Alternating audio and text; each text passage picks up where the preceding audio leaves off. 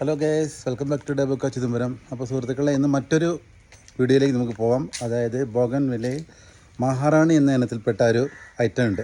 അപ്പോൾ ആ മഹാറാണി എന്ന ഇനത്തിൽപ്പെട്ട ആ ബോഗൺവില്ലയെ കുറിച്ചാണ് ഇന്നത്തെ ഒരു വീഡിയോ. ഈ ഒരു ബോഗൺവില്ലയിൽ പല കളറും പല രീതിയിലാണ് പൂക്കൾ ഉണ്ടാകുന്നത്. ഭയങ്കര ഭംഗിയാണ് കാണാൻ. അപ്പം നമുക്ക് കാണാം. ഇതുണ്ട്, ഒരു പിങ്ക് കളറിൽ വരുന്നുണ്ട്. ദെൻ അതേപോലെ തന്നെ ഒരു മെറൂൺ കളറിൽ വരുന്നുണ്ട്. ഇത് കണ്ടോ, ഒരു റെഡിഷ് കളറിൽ വരുന്നുണ്ട്. പിന്നെ ഒരു പൂവിൻ്റെ മുകളിൽ രണ്ട് കളറായിട്ട് വരുന്നുണ്ട്. മഹാറാണി എന്നത് ബോഗൈൻവില്ല ഇനങ്ങളിൽ വളരെ ആകർഷകമായ ഒന്നാണ്. ഒരേ ചെടിയിൽ തന്നെ വെള്ള, പിങ്ക്, മജന്ത എന്നീ നിറങ്ങളിലുള്ള പൂക്കൾ ഒരേ സമയം വിരിയുന്നു എന്നതാണ് ഇതിന്റെ ഏറ്റവും വലിയ പ്രത്യേകത.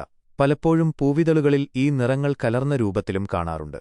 വീടിന്റെ മുൻവശത്തും ഗേറ്റുകളിലും മനോഹാരിത പകരാൻ ഈ ഇനം വളരെ അനുയോജ്യമാണ്. ധാരാളം സൂര്യപ്രകാശം ഇഷ്ടപ്പെടുന്ന ഒരു ചെടിയാണിത്. നന്നായി വെയിൽ ലഭിക്കുന്ന സ്ഥലങ്ങളിൽ മാത്രമേ മഹാറാണി ബോഗൈൻവില്ല സമൃദ്ധമായി പൂവിടുകയുള്ളൂ. ഈ ഇനം സാധാരണയായി വേഗത്തിൽ വളരുന്നവയാണ്. കൃത്യമായ ഇടവേളകളിൽ കൊമ്പുകൾ കോതി നിർത്തുന്നത് പ്രൂണിംഗ് ചെടിയുടെ ആകൃതി നിലനിർത്താനും കൂടുതൽ പുതിയ ശാഖകളുണ്ടാകാനും സഹായിക്കുന്നു. പരിപാലനം വളരെ എളുപ്പമാണ് എന്നതും ഇതിന്റെ പ്രത്യേകതയാണ്. കുറഞ്ഞ അളവിൽ മാത്രം വെള്ളം നൽകിയാൽ മതിയാകും.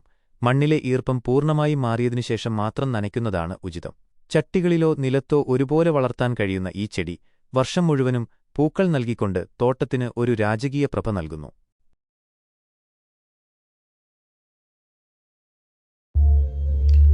ഈ കളർഫുള്ളായ പൂക്കൾ ഇഷ്ടപ്പെടുന്ന ആർക്ക് വേണമെങ്കിൽ ഈ മഹാറാണി എന്ന തൈ വാങ്ങി വെക്കാവുന്നതാണ്.